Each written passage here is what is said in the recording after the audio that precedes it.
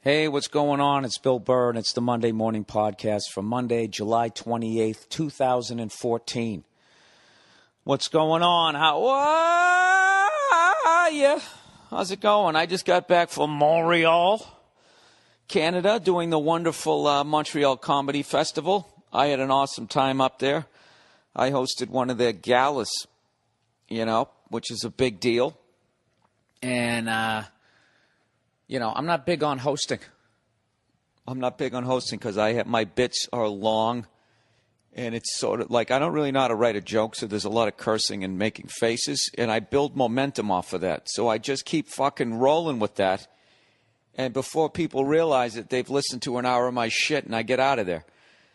But if I host, I got to keep coming back out, and I got to get that energy going again, and it's fucking exhausting. So, to be honest with you, I didn't want to do it.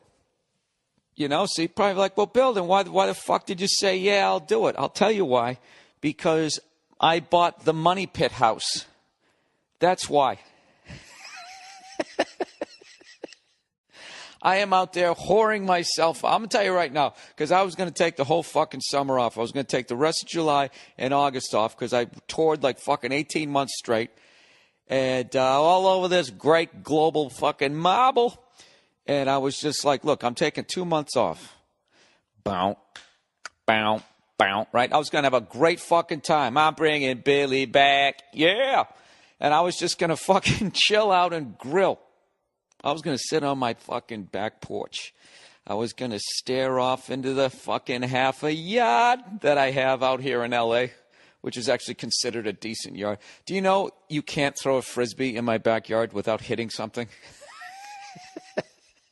I mean, right as it leaves your hand, it probably, if I go the long way, side to side, I could maybe float for just under 3 seconds. It's not really a yard. I have an area. All right? Whatever. I live in a metropolis. So anyways, so I was going to take the whole summer off, and, as these guys finished this one thing that they were going to do, the area that got damaged by the fucking water. And this is what I learned. When your house is fucking like 100 years old, 90 years old, whatever this thing is, it's just you have 90 fucking years. Well, let's say the first 10 years, everything's going pretty smoothly. From about 80 years in, all the way back, 80 all the way up to right now, you just have one do-it-yourself fucking job. Hey, I got a guy. See, I'll do it for nothing. Yeah. It's the 1930s. See, there's no code. Nothing. And when I tell you nothing, I mean nothing. Nothing downstairs in my house was up to code. Nothing. And I know what you guys are thinking, like, well, hey, didn't you get somebody to inspect the house when you bought it? Yeah, but they can't see into the fucking walls. You have no idea what's in you. All they can just look at it.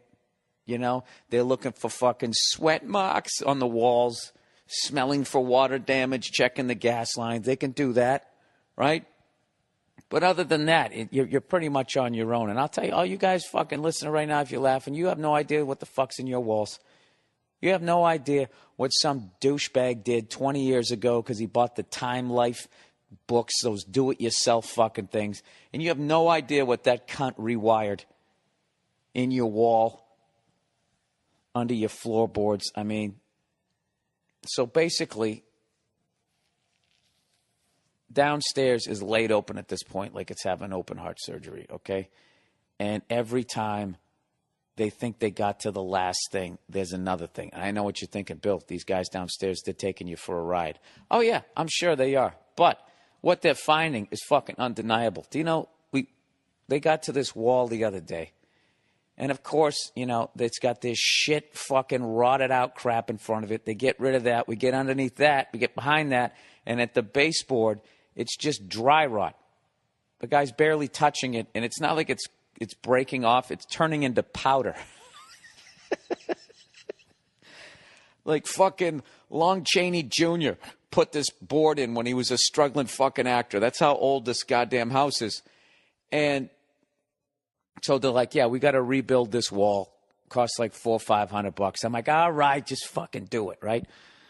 So they take down the drywall, plastic, whatever the fuck it is, and you know, later on that day, right, I'm running around doing whatever I'm doing, and the contractor calls me up, and he's actually laughing. He's like, Bill, you got to come over and see this. And I'm thinking in my fucking head, like, dude, this isn't, whatever you're laughing about, this isn't funny. And I got over there, and basically behind the wall is like this dirt, right? They have like a, this crawl space area. And what they had behind the wall is somebody had taken like this see-through like plastic tarp.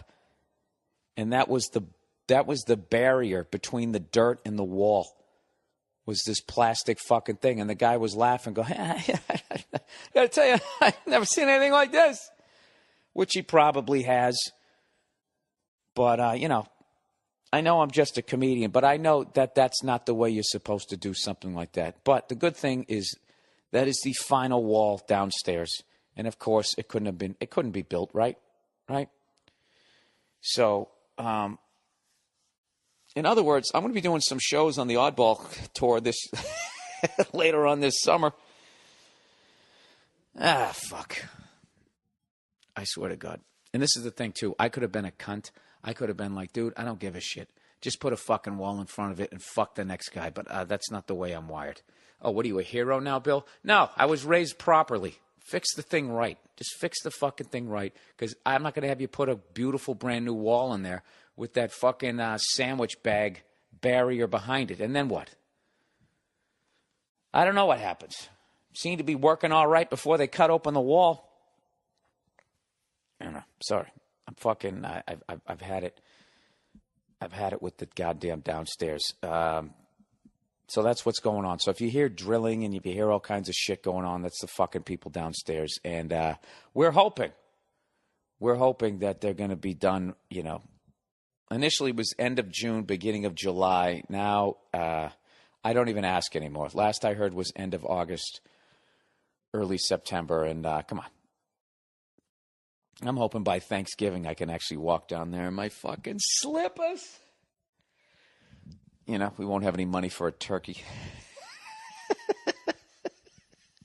I'm going to shoot a fucking pigeon, and I'm going to deep fry it, and I'll do it the wrong way. I won't take into consideration the space that the pigeon's going to take up, and the grease will go over, and I'll light the whole fucking thing on fire, and we'll start over again. Oh, God. Oh, Jesus. This is why I actually like going on the road. I like going on the road because I don't have to listen to the sounds. That's the sound of the money flying out of your bank account. All right, so I had an unbelievable week. Aside from going up to Montreal, the Montreal Comedy Festival, and seeing a bunch of great comics, guys I started with, people who started before I did, and then a bunch of new faces that I went down and checked out. Earlier this week, I did a show out here in LA that I mentioned last week. I was talking to Norton where I was gonna play drums with his band. They had this cool show, like the best goddamn comedy show or something, hosted by Josh Adam Myers.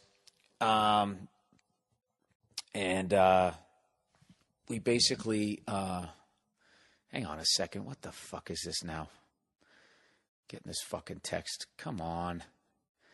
This is, you know what? This is one of these days. Like I have to get into the right mindset because it's all going to just, fuck. All right. Anyways, plowing ahead. So, Josh Adam Myers hosts this show. He's got a band. And basically, there's a bunch of comics that play guitar, or they sing, or they play drums or whatever. And you go up, you do stand-up, you do whatever you want, but you can kind of make it music-based. And then in the end, you interact with the band however you wanted to do it. So, I was like, all right, I'll play drums. We'll play a Zeppelin song. And I was kind of thinking like, all right, if I just go back there. I can't remember if I told this story last week. I know I told you guys that I was going to do it, but basically I'll fly through it here. I basically was thinking, all right, well, if I just go back and play drums and I do a decent job, that will be interesting for like 30 seconds, and then people will have to sit through the rest of the song. So, like a year ago, I was going to dress up like John Bonham for Halloween, and I ordered the T-shirt, a remake of the T-shirt that he wore on that concert film, Song Remains the Same. And I had the blue Adidas Dragons. Turns out he was wearing a 4-stripe Adidas when he was in Seattle. And then I had the white pants. I went out and bought those. And my wife took me to a costume store, and we got the fucking wig and the Led Zeppelin 1 mustache that he had, you know. That was like a big thing with Bonham, with like how long it took for his mustache to connect into his beard, because his mustache wouldn't connect into the beard. And for the first like 3-4 albums, he had that beard that went like underneath his chin, like a fucking chin strap, like he had nothing up there on his face. And you know what's sad is by the time his mustache and beard connected, it's like he died. It was like his life's work was complete. So anyways, well, I'll post some pictures. If you follow me on Twitter, I already posted a few, but I'll repost them for people who have lives and are not on Twitter. But anyway, so I went back there. I had a great fucking time. We screwed it up quite a bit. We butchered it pretty good, but it was still funny, man. It was a fun time, and for the longest time, I was kind of looking for a way that I could actually play live drums and people would know that I wasn't taking myself too seriously. And going up and dressing up and looking like an idiot was kind of the perfect way to do it. And it also kind of gave me license where I didn't have to feel self-conscious that people were looking at me, because I had this whole fucking get-up on with the sunglasses. I could kind of hide behind it. It was actually pretty cool. So I'm definitely going to do another one. I'm trying to, I think I already know the song I'm going to do and the drummer that I'm going to dress up like. And I don't know. It's going to be a great time. It's going to be a great time, and the show will get big, and then network will come down, and they'll turn it into a TV show, and then they'll ruin it, and they'll take all the fun out of it. So I'll let you know when the next one is. So before people come in and try to figure out how they're going to make money off of it, it's going to be a great time. So I'll let you know when the next one is, and you should definitely come down now as we're on the beginning of the Behind the Music arc on this idea. But thanks to everybody in the band and Josh and everybody for having me come down. I had a fucking awesome time. So, and with that, so that was my Monday, and then like I said, I went up.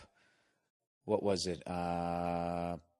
Thursday, I flew up to Montreal, one of my favorite cities, with the team I don't like the most, the fucking Canadians. I don't mind them, whatever. You know what? PK Subban came down to one of the galas. I thought he was coming down to my gala. I was really excited to meet the guy because I wanted to ask him about that whole because it really seemed when, Sean squirted the water in his face, like we had him, and then they did that, and then they just fucking rallied and they won games 6 and 7. I was dying to hear what the fuck he had to say on that, and of course he was at another gala. Oh well. So anyway, so I went up there Thursday and landed, got over and did this show, Paul Provenza's Green Room, and it was like sort of this remembering all the great comics who've passed. That was, Patrice, Schimmel, Greg Giraldo, John Panette, Mitch Hedberg, and on and on and on and on and on. And we, told a bunch of funny stories and gave each other shit. I guess people enjoyed it. Robert Schimmel, I don't know if I said him. And, it was a good time. Even though I was dreading it, it actually turned out to be a really good time. But then afterwards, somebody mentioned that we forgot to bring up Otto and George, and I was just like, oh, man. So I felt bad about that. But either way, started off well. And then just every night, me, Virzi, and Tony V, the great Tony V, ended up at a cigar bar every night at the end, smoking Cuban cigars. And I got to be honest with you, I was done after 2 nights. I can't smoke a cigar 3 nights in a fucking row, but Virzi is a fucking animal. And by the third night, Tony V had gone back. So it was just me and Virzi. I got like a small one, and even then, I feel like I stood behind a bus. Like usually, I buy a box of Cubans and I bring them back, and at this point, I didn't even want them. It's like I need to take time off of this shit. This is too much. So I think I'm on the wagon again. You know how I do it. I don't know how to. I'm gonna have 20 of them and fucking cigars every night, or I just say fuck it for like 60, 70 days. It works for me. All right, so go fuck yourself with your rolling of your eyes. Can't help it if I don't have any willpower. Actually, I do have willpower for 70 days, and then I'm good. But I want to thank Tony V. Tony V, I went up there, and they had this award show thing, and they were giving out these awards for comedy, which is, silly. But, what are you going to do? They've done a bunch of shit for me. If it was anybody else, I would have been like, no, I don't want to go. You know what? I'm working. But it's the Montreal Comedy Fest. Who doesn't want to go to Montreal? So I went up there, and I had Tony V do the intro, and he fucking absolutely crushed it. I don't know. That was a great time. And then the next night I did the gala, and I got to give a shout out to the people that were on the show, man. They were great. This dude, Mark Forward, who I worked with in Toronto, was hilarious. And we had worked in Toronto like the end of last year, and I saw growth in him, like major growth since the last time I was with him. He was fucking great.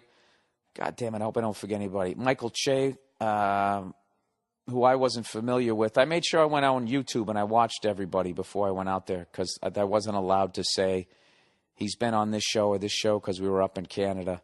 And I watched his Letterman set. The guy was phenomenal. And then his jokes at the gala were even better. Shit, I'm getting old. Oh, Virzi. Virzi was on the show. Nikki Glazer, she was on it. That's how old I am. This show was literally 2 days ago. Oh, and then Chris D'Elia, he comes out, absolutely fucking murders it. He's a beast. And then Dom Herrera walked out, closed it out. Oh, wait. Kurt Metzger. I almost said Bert Kreischer. That's how fucking old I am. Kurt Metzger came out. He did this fucking bit. And what killed me was the I don't want to ruin the joke, because I don't want to do his bits, but he did this bit, and he was so clearly being absurd. And it was fucking hilarious. It was a bit about, girls in their teens committing suicide, and he had a solution as to what to do to prevent them from not killing themselves. And it was fucking hilarious. It was absurd. But the reviewer was just like, it didn't go over well at the gala, and it did go well on the Nasty Show. It's like, yeah, that's not his fault. You fucking idiots. Do you think he's being serious? There's nothing that gets, a lot of shit gets me going, but that really fucking annoys me when the critic doesn't even get the joke and they're blaming the comedian. Whatever. All right. So he fucking killed. The whole fucking show was great. The show was great, and I was actually, I was dreading doing it because, like I said, I was hosting, and that was outside of my comfort zone. You know what it is? It goes back to early in my career, where I hosted a show at the Comedy Connection in Providence, Rhode Island, and I ate my balls so fucking bad. And the thing about it is if you're just doing a set, if you go up and bomb, as bad as it is, you're tearing the Band-Aid off. Whatever you're doing 10 minutes, you're getting it over with. It's going by in real time. If you're hosting, you go up and eat your balls, you get off, you got to go back up again. Eat your balls, bring up the next guy, go back up again. You just have to keep going back up, and it's not like you get to start over again. They're like, oh yeah, that guy that we don't like. And it just keeps going on and on for the duration of the show, which is going to be at least 90 minutes. So for 90 minutes, you're eating your balls. Even when you're not up there eating it, you're in the green room dreading, and you're making a set list. What if I did this joke? Freaking the fuck out. So I think that I actually have a phobia. Or I did anyways, had a phobia of fucking hosting, and that got rid of it. You see that? When you got dry rot on the bottom of your fucking house, you can get over a lot of fears. All right. Let's get into the advertising for this week, everybody. Stamps.com. Quick, convenient, and most importantly, easy to use. That's how I would describe Stamps.com. It will make your mailing and shipping a breeze. Oh, for fuck's sakes. Hold on a second. This construction people, hold on. God damn it. All right, I'm back. Jesus fucking Christ. Can we shut off the water for just an hour? Hang on, let me ask my wife. Oh, Jesus. All right, where was I? All right, with Stamps.com, buy and print official U.S. postage using your computer and printer. There's nothing to learn. Stamps.com will give you a digital scale. It automatically calculates the exact postage for any letter, any package. They'll even help you choose the best class of mail to get your mail on time for the least amount of money. Then drop your mail into any mailbox or hand it to your mailman or mail lady, and you're done. You'll never have to go to the post office again, everybody. Trust me, mailing and shipping has never been easier. Right now, use my last name, Burr, B-U-R-R, for this special offer. No-risk trial plus a $110 bonus offer that includes a digital scale and up to $55 free postage. Don't wait. Go to Stamps.com before you do anything else. Click on the microphone at the top of the homepage and type in Burr, B-U-R-R. That's Stamps.com. Enter Burr. All right. Dollar Shave Club, everybody. The big razor companies think we're stupid. Every year they roll out some ridiculous shaving technology gimmick, right? And expect us to shell out our big bucks for it. Do you really need a razor with a vibrating handle? How about a roller pivot ball, back scratcher, egg timer, laser pointer, corkscrew? You get the point. You don't need it. I know I don't. We were shaving just fine before any of that junk. And I definitely don't need to spend my hard-earned cash on it. If you're sick of being treated like an idiot, join the hundreds of thousands of smarter people who joined the DollarShaveClub.com revolution. Dollar Shave Club delivers the best blades and grooming supplies for just a few bucks a month. Their blades are better than the big shaving companies for a fraction of the price. It's perfect. They deliver them right to your door. You'll always have a nice sharp blade. I wish they had this when I was a kid. My listeners can get started now at dollarshaveclub.com/Burr. And hey, if you're already a member, you got to check out their new Dr. Covey's post-shave lotion. It's the perfect way to make peace with your face after the disruptive act of shaving. By the way, after shaving lotion, underrated. Underrated. You got to use this stuff. Stop getting ripped off by the big shave companies. Join dollarshaveclub.com/Burr. That's dollarshaveclub.com/Burr. And lastly, but not leastly, on this little ad chunk, Prosper Lending. In 72 hours, you could have $35,000 to cover your needs. What will you do? Pay off high-rate credit cards? Start a business? Do that home improvement project? Oh, Jesus. Host. I'm the worst. That was me. Add something you'd like to do with that money. I know what I'd like to do. I'd like to pay an extra crew to finish off downstairs. With our sponsor, Prosper, it's never been easier. Go online, answer a few questions, and see how your low fixed rate... Wait a minute. Slow down, Bill. Go online, answer a few questions, and see your low fixed rate in seconds. Your money hits your account in as few as 3 days. Prosper's the fastest growing peer-to-peer lender, and they facilitated over $1 billion in loans to people like you. Their revolutionary platform connects people looking to borrow money with those who have money to invest. There's no outrageous fees, no raising interest rates, and you'll never set foot in a bank. Just go to prosper.com/Burr, B-U-R-R, to check your rate instantly without affecting your credit score. That's nice. For a limited time, Prosper is offering my listeners a $50 Visa prepaid gift card when you get the loan. Go to prosper.com/Burr. Up to $35,000 in just 3 days and a $50 gift card. Go to prosper.com/Burr. All right. Here we go. Back to the thing there. You know, one of these weeks I'm actually going to look at the copy before I go to read it. I always do that. Personal experience, or I go host. What a maroon.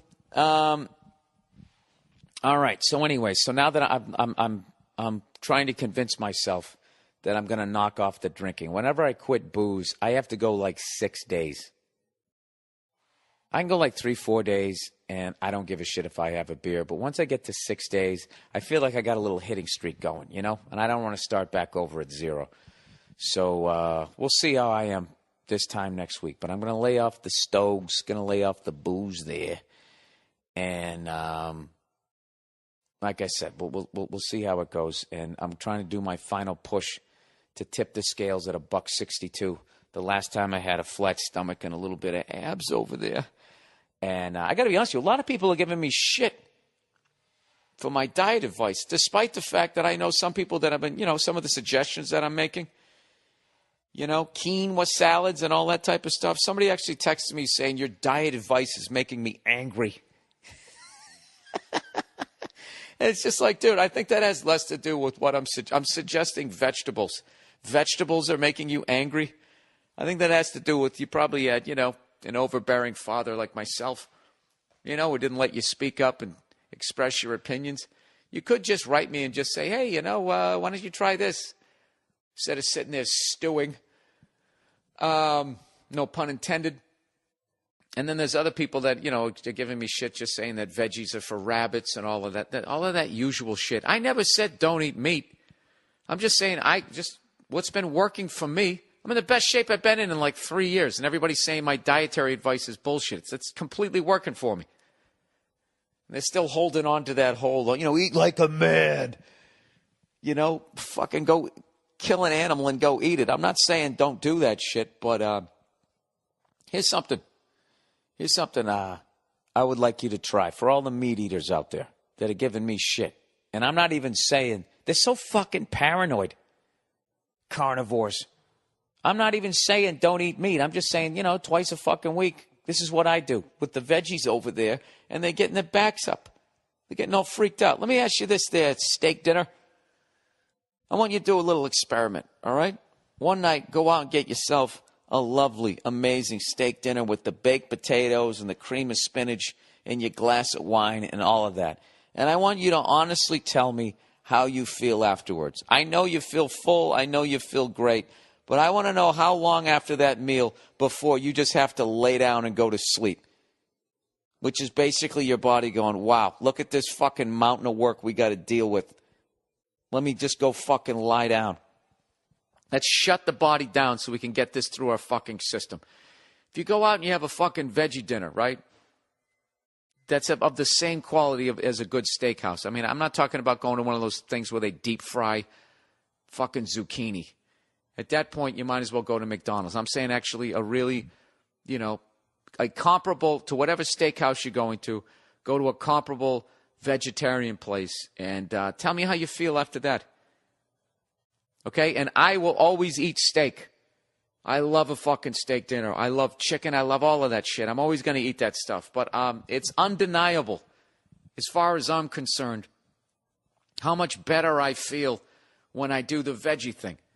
So I know I'm never going to stop eating cattle. So I just look at it kind of like with the stogies. Hey, I just take a break for a couple of days. That's all I'm suggesting. All right, so all you guys who are sending me homophobic shit, suggesting that I now want to lay down with another man just because I want to have a fucking cucumber.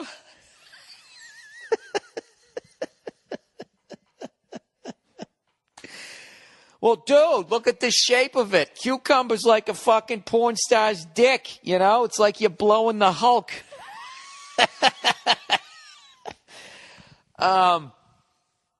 Anyways, hey, this is a great time of the year. It's actually getting a little late, I hope you guys, I forgot to bring up once again to have yourself a little veggie garden.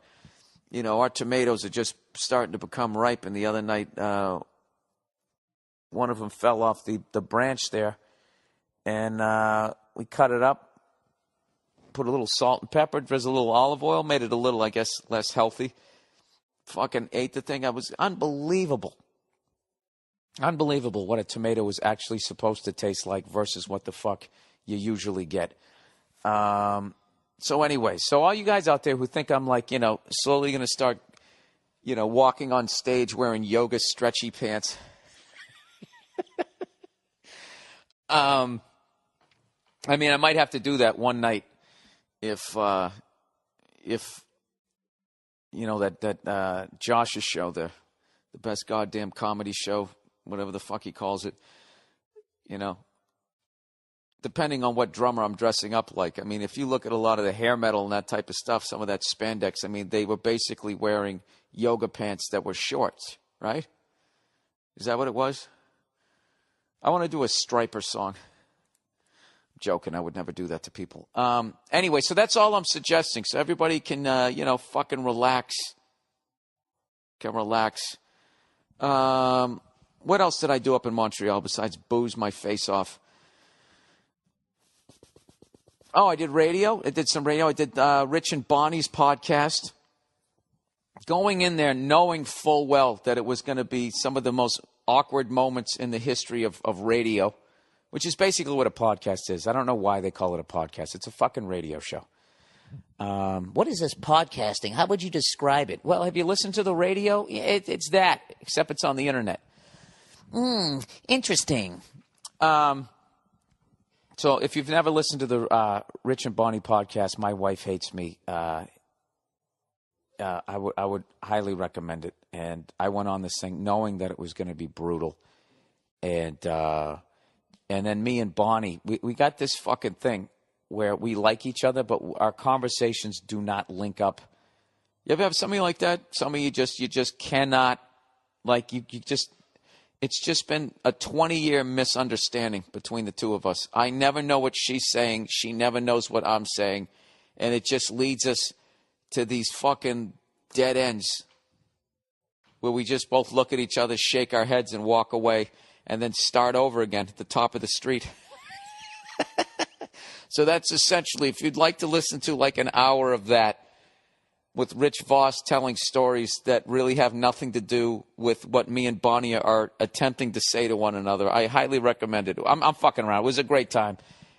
People really seemed to enjoy it. And then also there was some really funny comics in the crowd. Judy Gold, people like that chiming in and that type of stuff, adding to it. So, and this one old guy who fell asleep 2 minutes into it, we actually sent him, sorry, just had the hiccups there. I wasn't getting emotional. We actually sent him off into the corner so he could sleep and his friends could watch. And he nodded off for the whole show. I think we got a picture of him. All right, and then that was it. I did the Opie and Jimmy show. And I think that was it. That's what I did. That was my festival. And another one. Another Montreal Comedy Festival. Down the fucking tubes. All right. Hey, don't look now, but the New York Yankees are making a push for the playoffs. Those sons of bitches are actually in the wild card. And as a fan of Derek Jeter, I'd like to see him make it just to see Jeter do one more postseason. Of course, I want to see the Yankees lose, which is always bigger than my respect for Derek Jeter. But I don't know. Be kind of sad if that was like, fucking end of the season. And then that was just it. I do have tickets to the to that last game he's playing at Fenway Park. Did I tell you guys I bought in half on Red Sox season tickets this year? Buddy of mine was on a waiting list for 10 years and he got these great seats and he's like, I can't swing these, man. I need some more people to buy in. So I bought in for my little block of tickets, me and a couple other guys or whatever, and because they're expensive as shit.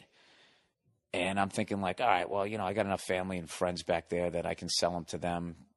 And then I can, the Sox don't care if you put them up on StubHub. So I'm like, I'll be fine. Right. And, the Red Sox shit the bed from day one and I can't give these things away. I lost my shirt on these tickets. Once again, Bill Burr on the Comedy Oddball Tour later on this summer. Jesus fucking Christ. So, but I do have that. What's funny is I could actually sell that pair of tickets on StubHub and I can make a ton of fucking money. A ton of my money back. I would still lose. But especially if the Yankees don't make the playoffs, and that could actually be like his last fucking game, I think. It's a possibility. This is a sports fan. There's no fucking way. I'd rather be there. I've never been like, I remember a long time ago, two of my buddies, they got season tickets to the Patriots in 1985, and the Patriots ended up going to the Super Bowl, and they had tickets to go to Super Bowl 20, and they both scalped them. And I thought it was the dumbest thing ever. And even though we lost 46-10, even though we got fucking destroyed, it's just like I would still rather go to Super Bowl 20. and actually see the 46 defense live. You could have saw Walter Payton. All of those, Richard Dent, Wilbur Marshall, all of those fucking Hall of Famers, all of those people you could have seen. Jim McMahon versus fucking Tony Eason, and then old Steve Grogan coming in. That whole fight, that would have been great. And you get to party down in New Orleans. I always think the experience, even if your team loses, is way better than selling. I mean, maybe I'm a fucking jackass, but I always look at it that way. So I'm definitely going back for that game. Maybe I'll pick up like a one-nighter along the way. But I'm really looking forward to going to that. Wow, so maybe I should be rooting for the Yankees not to make the playoffs, so that'll be his last game. So actually they'll be like in like the fucking bottom of the 8th or the top of the 9th. Derek Jeter coming up for his final fucking at-bat. What if he hits a home run to right field like fucking Ted Williams? You know he's going to do something. So anyways, and football is right around the corner. This is such an exciting time. Is there anything more exciting than when you see them, they start going to like fucking training camp? The greatest month of the year for me is September. It's just like, I always get depressed at how like fast the summer goes by. And then when all of a sudden it's September and it's football and the games count and there's college football and all of that type of shit. It's just it's the greatest. It's the fucking greatest. I can't wait. So, I mean, what else am I going to do for the rest of the summer, huh? Go out and sunbathe over there? All right. Let's get into some of your questions here for the week. The flute says, Bill, you took a hammering from a lot of people on all fronts, Twitter, Facebook, and emails. 910 mention, 90%, I guess, mentioned Anchorman. Others suggest you YouTube jazz flute players. Listen, go fuck yourselves. All right? First of all you guys who said, when I said there's no cool way to play the flute, and then you bring up Anchorman, he was mocking playing jazz flute. He was making fun of it. It's a fucking movie. Do you think those flames were actually real coming out of the end of it? Do you think he really drank a fucking drink out of the thing? It was using it as a straw. It was a joke. All right? And as far as jazz flute, let me tell you something right now. I'm not saying that there's not virtuoso play. I don't want to hear it. There's certain instruments that, listen, if you want to accompany like some shit with the flute, absolutely. All right? But there's a reason why there's no fucking flute players in the Rock and Roll Hall of Fame. And don't even bring up that fucking whatever that fucking guy is. That Jethro Tull guy, I don't even want to fucking hear it. He did not get into the Rock and Roll Hall of Fame because of his flute playing. It was the fucking rock music underneath it. Okay? So you can take your flute, turn it up sideways and shove it straight up your candy ass. No. I stand by that. I put the flute right up with the oboe. Now, if I go watch a classic, I guess I was talking in like rock music. All right? Even jazz, you can go fuck yourself. I'd much rather, a trumpet has so much more power. Saxophone, trombone, all of that shit, I would rather listen to that than the goddamn flute. Now, you take a flute and a piccolo and you stick that shit in a symphony, I can listen to it then. Then I find it an amazing accompaniment. If you have, I can't even say any of the words I'm trying to use right now. If you fucking have 40 other fucking musicians, okay, helping to flesh out all around a fucking flute, I can listen to it. Or a piccolo, I can listen to that. If you want to have one little movement where, you got some dreadful fucking music and all is lost and all of a sudden there's a ray of light at the top of the fucking tunnel and you want to emphasize that with a little, what is that up there? Kind of fucking notes with a flute or a piccolo? Have at it. But I don't want to listen to a fucking hour of that shit. I stand by it. Fuck all you flute-playing fucking assholes out there. Who would have thought? That would have become a controversy? All right. Hey, Bill, when's your next special?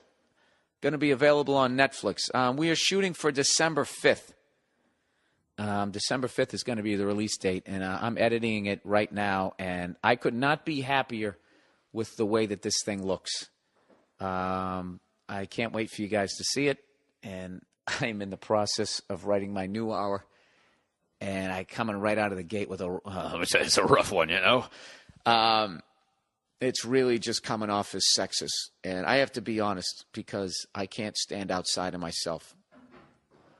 I can't have like a, Jesus Christ, what are they ripping up downstairs now? You know what I think they're doing? I think they're getting rid of, this is actually exciting. I have all this galvanized pipe in my house, and they're fucking yanked because, like I said, it's been filleted downstairs, and you can see all of it. And they're like, well, we might as well change it now before it bursts. They always put that fear in your head. Hey, we're building this beautiful bathroom, but sure would be a shame if this shit behind the wall bursts. I mean, we can risk it. And you're like, all right, just fucking do it.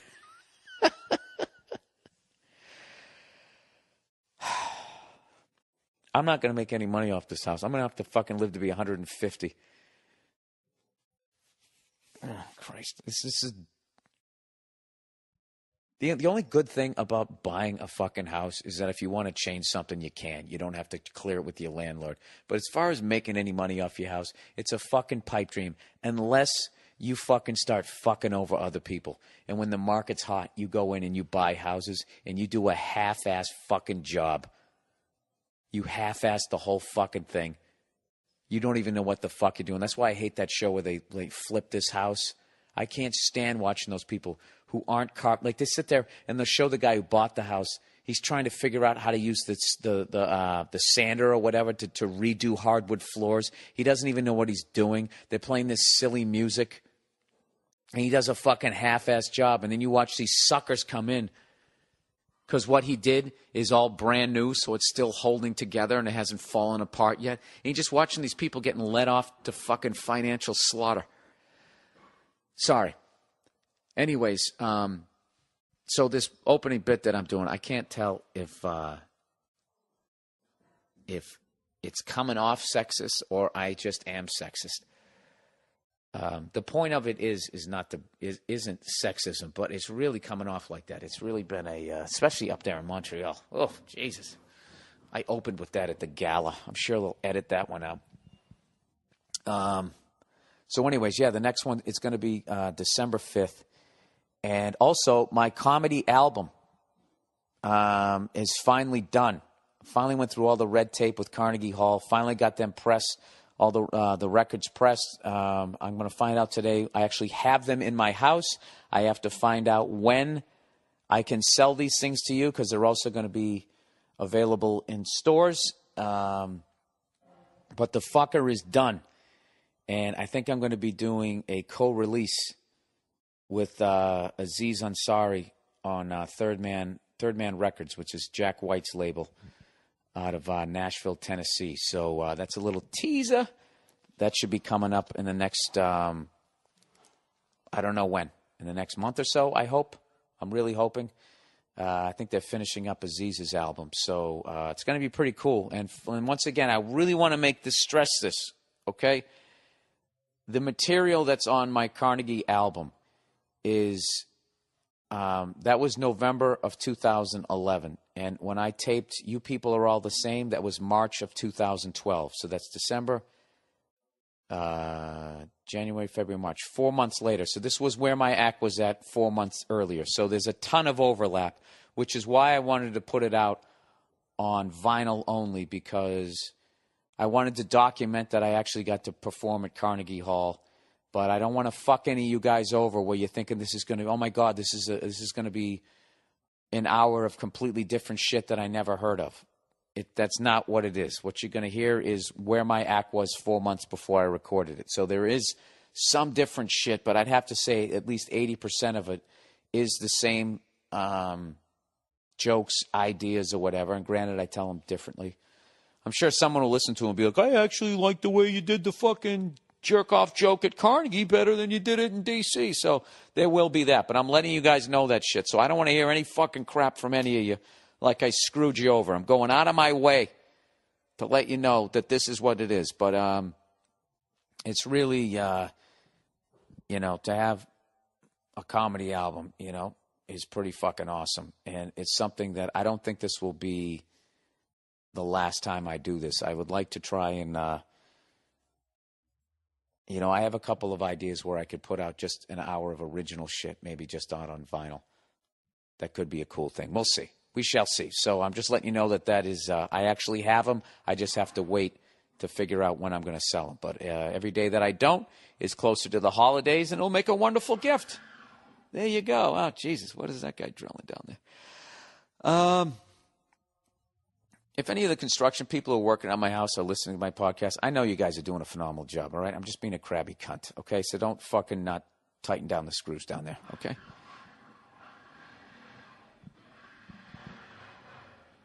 Yeah, you hear that? Yeah. I don't even know. I didn't want to know what the fuck that was. All right. Let's plow ahead here. Dude, he didn't call shit Virzi. Dear Bill Uder? Is that like Uber? I'd like to congratulate Paul Virzi. When no one else in the world was saying LeBron would go back to Cleveland, he was the only one. Oh, no, wait, he wasn't. In fact, he didn't call it until 1 week before the decision was made, and plenty, all in caps, of other people had been making that exact same prediction. You can look at his Twitter feed or listen to his podcast for proof. Basically, everyone was saying it. It was either Miami, Cleveland, or a few other teams that had made phone call. Does Paul know that guessing correctly by picking one of four choices isn't calling it? Jesus, Paul, you're taking a pounding. He acts like he's Sam fucking Rothstein, and he made some out of left field prediction that LeBron was going to the Raptors or something. Here's the thing: I like Paul. I think he's funny, but holy shit, cool it on the calling it thing. I can't even imagine having an argument with him in person. Oh, this is fucking hilarious. Paul, look at this guy. This guy's sharing my view of you. He seems, what's funny is Paul is listening to this right now, and I know he's got his head down with his looking through his eyebrows going, it's fucking bullshit. I said it to Jay Lawhead. Jay Lawhead can say it. I said it 2 fucking years ago to Jay Lawhead in a bar in Cleveland.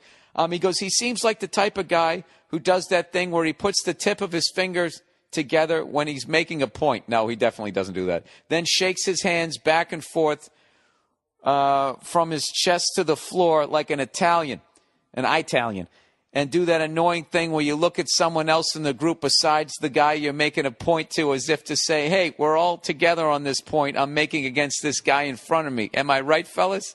That's hilarious. That's why I love Italians. I love that they do that. He goes, all due respect to Paul, though. Great guy. Now that you took the piss out of him. He goes, he literally has to be the worst poker player on the planet, too. I can't imagine him playing it cool with anything but pocket aces. Watching Paul's face and Paul's face alone during the whole process of him chasing a straight would be priceless. I played poker with Paul. No, he has a great poker face, and then he has a way of looking at you. He's got this face when he's looking at you to try to figure out if you're bluffing that actually makes you laugh. All right, Paul. Shot has been fired your way. For those of you not listening to the Virzi podcast, this is like the old rap battles where Paul's going to have an answer song to this guy. He's going to defend himself. So everybody listen to the Virzi effect. I will email this. I will copy and paste this, and I will email it to him, and maybe he can write back. And the worst part of all of this is I'm going to have to listen to him defending himself first to me on the phone before I listen to him do it on his podcast. So I have to listen to him do it twice. All right. Okay, quit drinking, would rather be alone. This next person says, Mr. Embarrassment. Sorry. I thought since you've taken time off from drinking that you'd be a good person to talk to and ask about this. I'm 22 years old, and after hitting the bottle hard since early high school, I decided to take some time off after it seemed to get out of control. Yeah, I've been there. I've been sober for nearly 5 months at this point. The thing is that since putting up the bottle, I've noticed I enjoy spending time alone rather than with other people. I still go out to bars and hang with my buddies who drink and usually just end up being the designated driver. He says, I have no problem with people who can control their alcohol. Just thought it would be a good personal choice to take some time away. But being sober / the sober guy at 22 is pretty damn rough when everyone else is getting shitty. Just wondering if you had any insight on the matter. Thanks, and go fuck yourself. Well, I can actually relate, even at 46, of being the sober guy because of all the free time that comedians have. We can kind of drink like we're still 22. So I know how, I guess, but I'm not 22. So I guess there is an extra amount of stress with that. But I think what you're doing is a great thing. And hello, Nia. Hi. I think it's a great thing. And how do I put this? When you go on a run of not drinking, it's all about you, okay, and what you want to do and how long you want to do it. And I wouldn't give in to any like external pressures as to when and where you start drinking again. I always find it funny when I'm not drinking to go to a bar and watch basically everybody slowly roofing themselves and then just watch the behavior. And like I said, I don't do it in a judgmental way because I'm more kind of observing like, oh, this is how I was acting. It can definitely suck at night, but there's nothing better in the morning when you wake up without a hangover, ready to take on the world. And I would think at 22 to do that's pretty mature, and you got a chance of meeting your judgment on who you start dating would probably be a lot better rather than you're hammered and she's hammered, and you start the relationship off in this cloudy area. You might meet another, smart person your age who's taking some time off herself. Who knows? But as far as like, if you're feeling pressure to start drinking again, that's the wrong reason to start drinking because everybody else is drinking is not the reason to come back. But, if you feel like you have it under control and, or if there's an event coming up and you're like, okay, I'm going to drink at that, and then I'm going to immediately shut it off. But I got to be honest with you, that's a tough thing to do because I was like, I'm going to drink when I went to Vegas, and then I was immediately going to go back on the wagon, and I was able to do it for 4 days, and then it was like July 4th weekend, then I had a beer, and then I've just been kind of drinking ever since. But fortunately, I drank so much in Montreal that now I don't want to drink. I think that I almost need to do that. I got to hit like a wall where I either make such an ass of myself or make such a bad decision or I just do something that it's easy for me to kind of like want to walk away from it. But like I said, it's all up to you. You don't sound like you're an alcoholic. I mean, from your fucking email, I can't really judge it. But like I said, whatever. Do whatever you want to do, but don't start drinking again because everybody else is. I guess that would be my advice. All right, let me read the last of the advertising here, then I'll wrap it up. Some other questions here. All right, LegalZoom, everyone. Most Americans don't have a will, but why? You don't want the court dictating what you just pointed at me. I know I got to do this. I'm doing this during this break. You don't want the court dictating what happens to your property and minor children. So why procrastinate? Most people say too expensive or too time consuming. My answer, LegalZoom.com. Too expensive? LegalZoom makes prices. What? LegalZoom's prices just make sense. I swear to God, I'm dyslexic. Too time consuming? It just takes 20 minutes, and LegalZoom guides you through from start to finish. The service was developed by some of the best legal minds in the country, and they made it painless for you to get the legal help you need. In fact, helping people get legally protected has been their mission and passion for over 13 years. During National Make-A-Will Month, get special pricing on wills and living trusts by entering BURR, B-U-R-R, in the referral box at checkout. Again, that discount code is BURR. It's National Make-A-Will Month, so don't wait. Protect your family, protect your future at LegalZoom today. LegalZoom was developed by top attorneys to provide self-help services at your specific direction. However, they are not a law firm. Legal help is furnished through vetted independent attorneys. LegalZoom.com, discount code BURR, B-U-R-R. And lastly, but not leastly, Hulu Plus, everyone. You've probably tried Hulu on your computer. Hulu Plus is so much more. With Hulu Plus, you can watch your shows, on your schedule. I love this, by the way. Hulu Plus has all of your favorite shows like Cosmos, A Space Odyssey, Bob's Burgers, or Undateable, starring Chris D'Elia.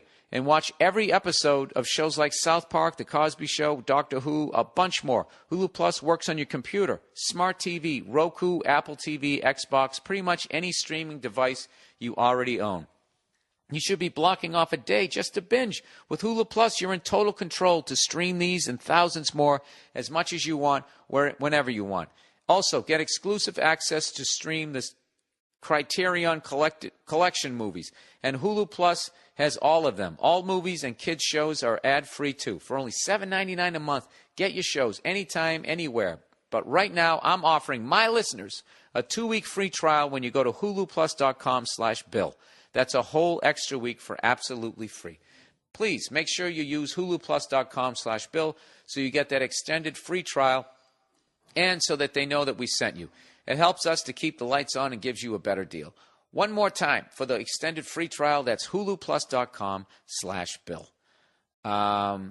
Hey, for that kid also who was talking about not drinking, here's another thing too. You know, at my age, I see the results of abusing your body with booze, drugs, food. People say food is a drug, which I would actually 100% agree with. You see the results of it. And unfortunately, when I was up in Montreal, I saw a couple of people that are my age and 10 years older, and they either the ones that took care of themselves and kind of quit drinking and tried to eat right and that type of thing, they look great. They still got the light in their eye. And then people who've been, hitting it hard, man, it really catches up with you when you get to be my age, where it's like, I've been of legal drinking age longer than I've lived when I wasn't. You know what I mean? That tipping point of like 42 years of age, when you've, and forget about underage drinking that you've already been doing, like it really, really catches up with you. So what you're doing right now, giving your body a break when it's as young as it is a phenomenal thing to do. And, you could actually experiment steering even more into a healthier lifestyle, like learning how to eat a little bit better. Because at 22, man, I mean, you can fucking drink a 12-pack and eat McDonald's late at night and wake up the next day with a flat stomach. But, like, you're setting yourself up for, just basically being a human being is no different than being an athlete. It's just the timeline is stretched out a lot longer. Like, Father Time is going to get all of us, but, those athletes who throughout their career, early in their career, took care of themselves have longer careers. And if you'd like to have a longer career, in other words, a longer life, like doing what you're doing is a great thing. So, I don't know. When you look at it that way, there's really no peer pressure. Is there really peer pressure to die sooner? All right. Nia, do you want to chime in on one of these? Sure. Do you want to do Dead Nazi Grandpa? Did I say Nancy? Dead Nancy. Do you know how hard they're laughing in England right now? Fucking Nancy boy. Breaking Up for College. Which one do you want to do? You want to do that? College, yeah. You want to stay in your wheelhouse? Yes. All right. Stay away from the Nazi. Oh, come over here. Who wears short shorts? All right. That's really good about quitting drinking. I'm not drinking this week. Come a little closer. I'm not drinking this week, I said. Okay. It's a good idea. It is a good idea. All right, here we go. Breaking Up for College. Oh, yeah, look at that. What is this? This is. She just picked up my hotel key for this weekend. That's the W Hotels. That's how they advertise their spa. And there's a girl on it wearing a bikini, sitting on luggage, and holding like a hat box. So fit avec Tara Styles. Is she like a trainer there? There's literally a picture of like a half-naked woman on your room key. Yeah, I mean, I said that a long time ago. The W Hotel, everything looks like it's been jizzed on. Oh, no. No, they have that hungover lighting and all of that type of stuff. You're making a mistake, lamps, It's very sexy. No, it's hacky sexy. That aquarium lighting that they have and all of it. I've decided I'm done with them. I'm done with them. I like those older, stuffier places with the good breakfast. Oh, I want some holiday sauce. I say holidays? Holidays?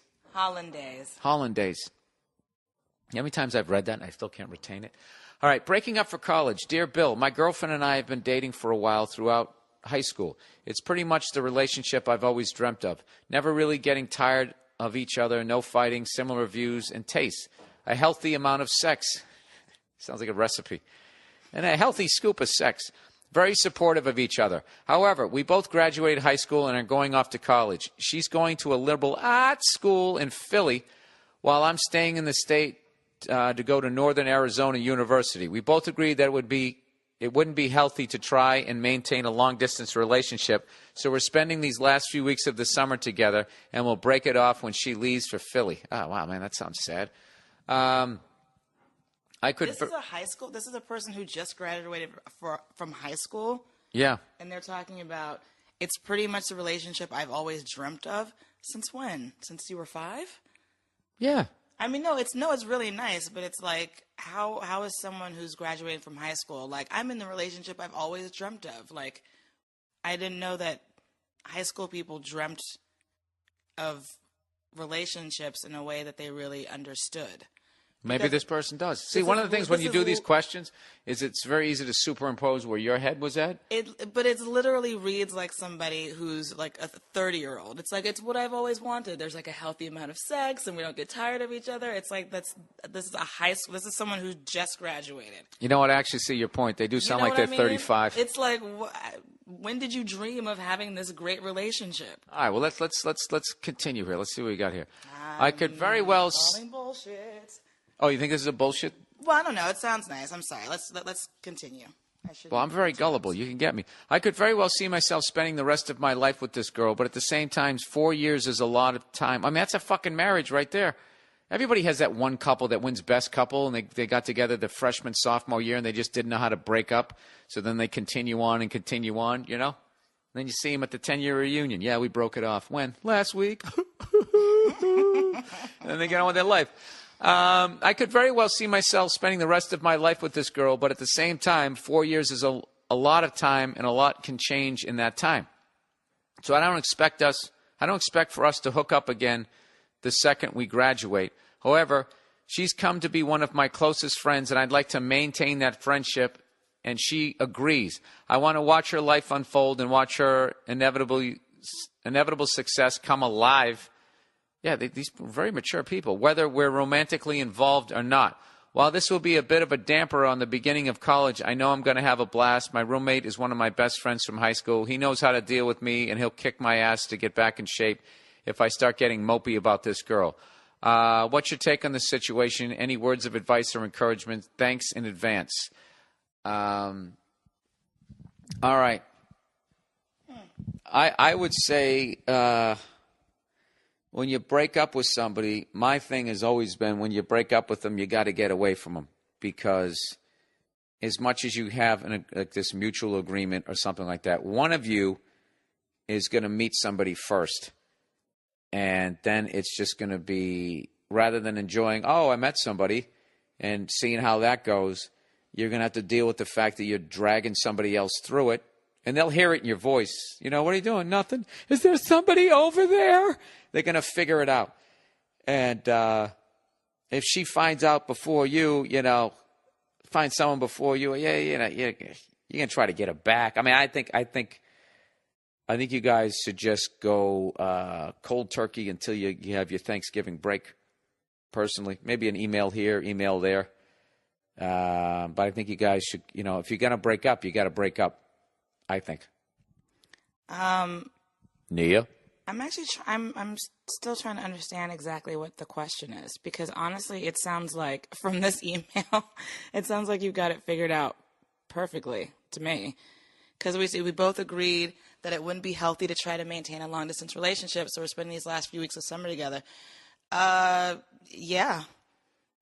I mean, you're not going to be the only person in college and freshman year of college who's left their boyfriend or girlfriend behind. That's a pretty normal thing. So, yeah, spend your summer together. It sounds like a movie, actually. Spend the summer together, and then you both go off, and Thanksgiving break, they'll probably see each other and whatnot. But I mean, I honestly wouldn't put too much pressure on either one of you to try to. It sounds like you're both really amazing, lovely people, and that's really nice. But yes, you are going to meet other people in college, and the fact that you're being really realistic about it is. If you had to guess, I don't really have much to say about. If you had to guess, it's so mature. I kind of. That's why I'm sort of like stuck. All right, you want to go to dead Nancy Grandpa? Nazi. All right, so you guys seem you got it figured out. Yeah, I don't really. There's not really much else to say. Well, what about me? My advice. What I'm saying, he shouldn't stay in contact with her. I don't think that's possible. I mean, I don't think you should try to continue a relationship. Like, let's try to make it work. You guys have already said it's going to be too hard, but to be friends and things. I mean, part of her blossoming will be her blowing somebody else at some point. I don't want to be crass, but I don't think you want to see. You don't want to be crass, but you just talked about. Well, you don't want to see those by blowing somebody. Listen, there's a lot of colors in a sunset. Okay, there's a lot of colors in the sunset. You don't need to see all of them. Blossoming, coloring the sunset. You're really trying to make it. Or sunrise. Sunrise, blossoming. Sunset's the end. No, I think if they're going to be friends, they're going to text, they're going to email, they're going to see each other's social media activity. Like, it's impossible not to. And someone may get jealous. It's not impossible not to. You just don't look at it. You cut it out. Cut it out. It doesn't sound like he wants to cut it out because they really enjoy each other. I don't. You know what I'm doing? I'm doing the exact thing that I told you not to do. I'm superimposing my thoughts. The shit that I've been through. If we were to, God forbid, if we were to break up or whatever, beat it. You would never want to text me or talk to me. You just be like, no, of course I would, but I wouldn't be involved in it because I know where that's going. Right. Yeah. I don't.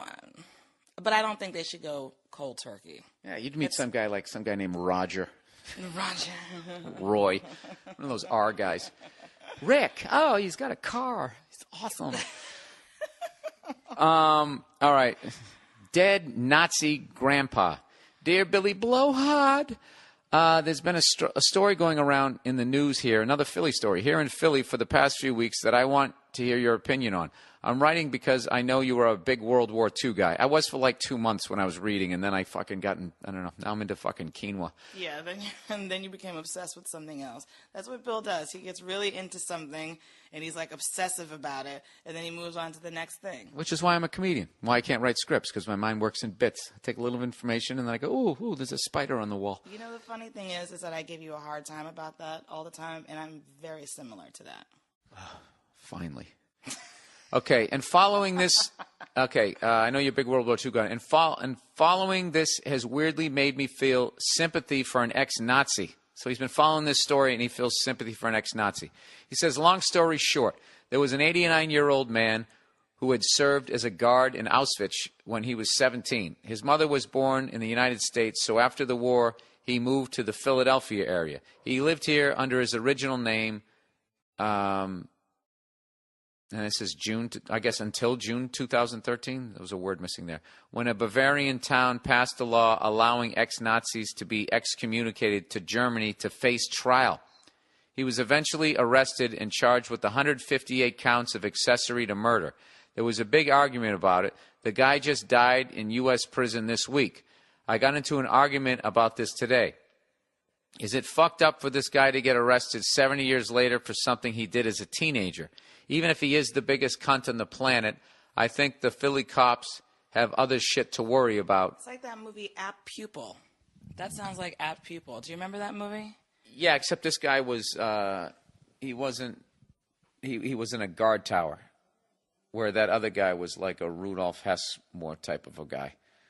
I don't think it's fucked up for you to get arrested for something that you did in your teenage years. If you killed 158 people. But this is the thing. He's a 17. This is the thing. If he came at it like this and saying, listen, this guy was a teenager, all right, when this madman took over his country, he doesn't have a choice. He has to join the fucking army. And everybody is like, well, you could say, no, I'm not doing it. And then it's like, then you get your brains blown out. You can't just go, well, fuck it, I'm out of here. It's 17. Where are you going to go? Not only is your country completely at war, the entire continent is at war. And I think it's very easy to not be 17 in the middle of fucking World War II and for you to sit there and go, like, you know what I would have done? I would have been an angel, and I would have done this, this, this, and this, and this. And it's just like I can have empathy for the situation that he was put into, but it's one of those things where it's, I mean, what happened there? I mean, they're prosecuting people. I mean, I don't know. Do you think that the 17-year-old kid, I mean, he's a fucking kid. The person or the people that would be very concerned about having this person arrested would be like,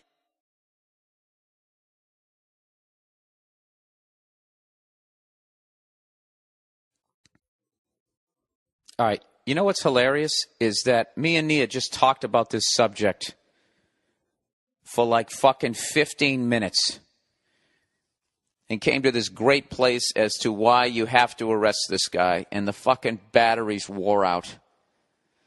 God damn it. I know. I told you. This is just not, this just ain't my fucking day. So all I can do is paraphrase. Oh, God, what a fucking buzzkill. It's basically kind of what I left off saying. It's like you got to prosecute him because he was part of a war crime. So you have to prosecute him. But I was basically making the point that if this kid in Philly, who I don't agree with the way he seems to be defending him. I'm defending him the way I am. I'm defending that 17-year-old kid in this way.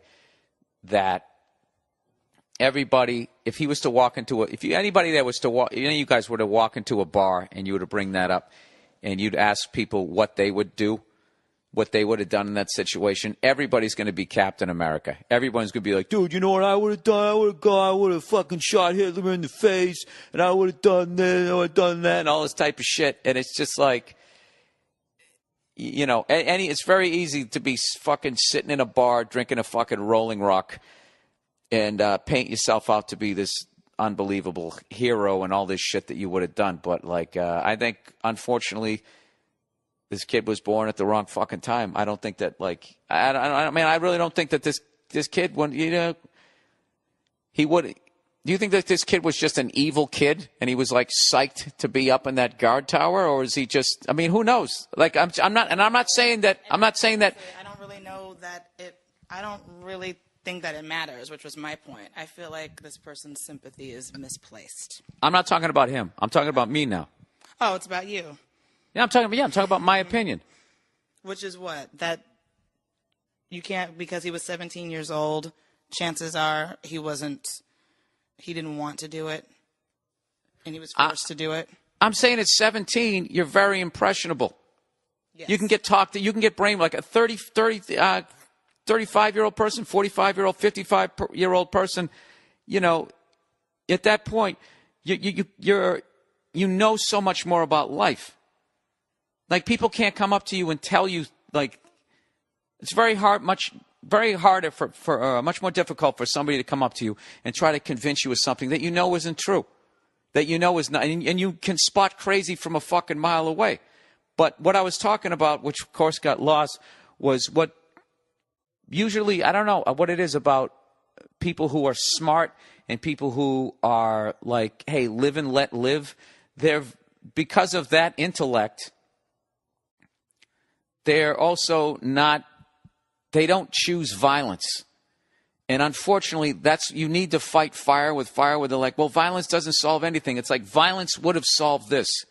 Like when you were when they were first starting to take over and people were choosing self-preservation rather than helping out their neighbors, is what they should have gone out and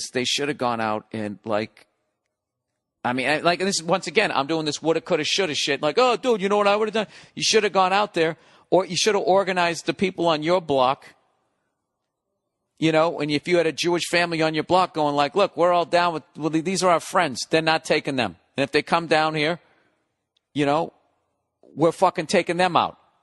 And if you started that movement and you started taking them out before they took everybody else out, you could actually stop it. But the thing is decent people, regular people, live and let live people are essentially not organized.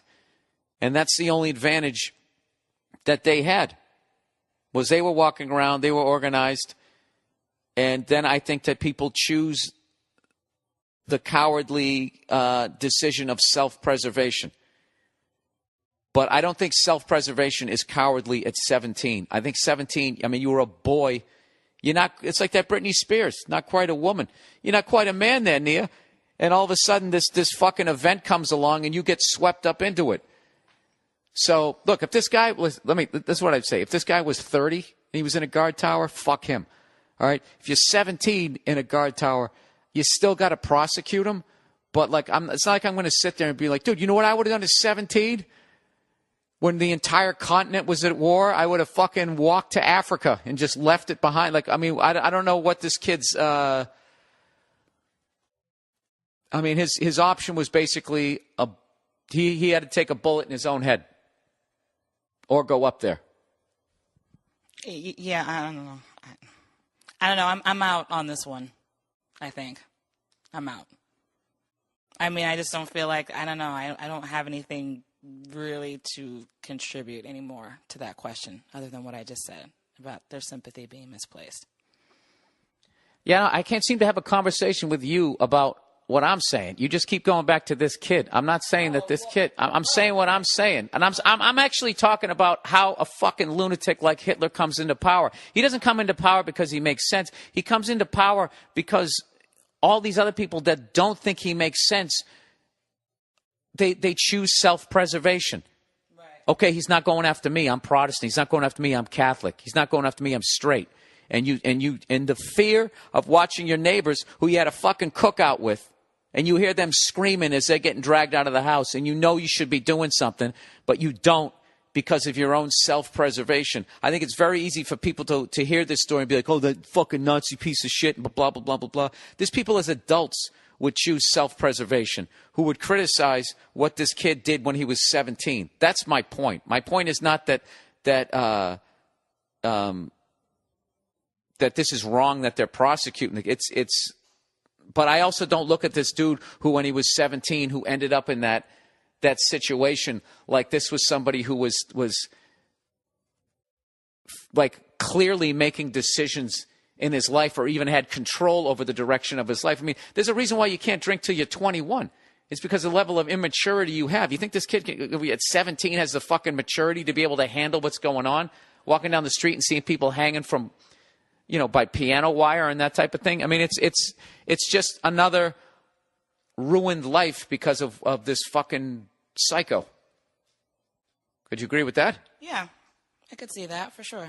All right, this is way too heavy a fucking topic to be discussing here. So that's basically the gist of what maybe that's what it is. Maybe it's just too early. It's too heavy. I don't know. Maybe I'm still asleep and I can't quite get into it. How much? After what meal during the day can you discuss former guard tower, Nazi guard tower kids? It's more of an after lunch conversation, I think. Okay. All right. Well, that's the podcast for this week. Jesus Christ, the levels just went up. Sorry about that. That's the podcast for this week. Thank you for everybody for listening. Thank you for writing in. Thank you to the great Tony V for giving me that great intro up in Montreal. Thank you to the Montreal Comedy Festival, everybody who came out. And that's it. Go fuck yourselves. I'll talk to you next week. Wall is somebody had taken like this see-through like plastic tarp, and that was the barrier between the dirt and the wall. Was this plastic fucking thing, and the guy was laughing, go, I gotta tell you, I've never seen anything like this, which he probably has. But I know I'm just a comedian, but I know that that's not the way you're supposed to do something like that. But the good thing is that is the final wall downstairs. And of course it couldn't be built, right? Right? So, in other words, I'm going to be doing some shows on the Oddball tour this later on this summer. Fuck. I swear to God. And this is the thing too. I could have been a cunt. I could have been like, dude, I don't give a shit. Just put a fucking wall in front of it and fuck the next guy. But that's not the way I'm wired. Oh, what are you, a hero now, Bill? No, I was raised properly. Fix the thing right. Just fix the fucking thing right. Because I'm not going to have you put a beautiful brand new wall in there with that fucking sandwich bag barrier behind it. And then what? I don't know what happens. Seemed to be working all right before they cut open the wall. I don't know. Sorry. I'm fucking, I've had it.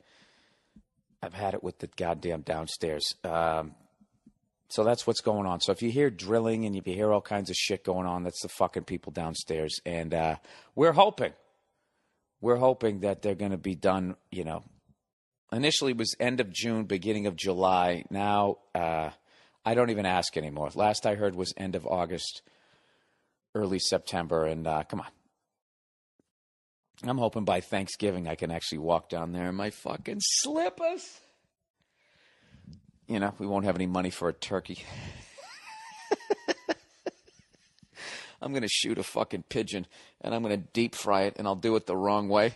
I won't take into consideration the space that the pigeon's going to take up, and the grease will go over, and I'll light the whole fucking thing on fire, and we'll start over again. Oh, God. Oh, Jesus. This is why I actually like going on the road. I like going on the road because I don't have to listen to the sounds. That's the sound of the money flying out of your bank account. All right, so I had an unbelievable week. Aside from going up to Montreal, the Montreal Comedy Festival, and seeing a bunch of great comics, guys I started with, people who started before I did, and then a bunch of new faces that I went down and checked out. Earlier this week, I did a show out here in L.A. that I mentioned last week. I was talking to Norton where I was gonna play drums with this band. They had this cool show, like Best Goddamn Comedy Show or something, hosted by Josh Adam Myers. And we basically, hang on a second. What the fuck is this now? Getting this fucking text. Come on. This is, you know what? This is one of these days. Like, I have to get into the right mindset because it's all going to just, fuck. All right. Anyways, plowing ahead. So, Josh Adam Myers hosts this show. He's got a band. And basically, you know, there's a bunch of comics that play guitar, or they sing, or they play drums or whatever. And you go up, you do stand-up, you do whatever you want, but you can kind of make it music-based. And then in the end, you interact with the band however you wanted to do it. So, you know, I was like, all right, I'll play drums. We'll play a Zach.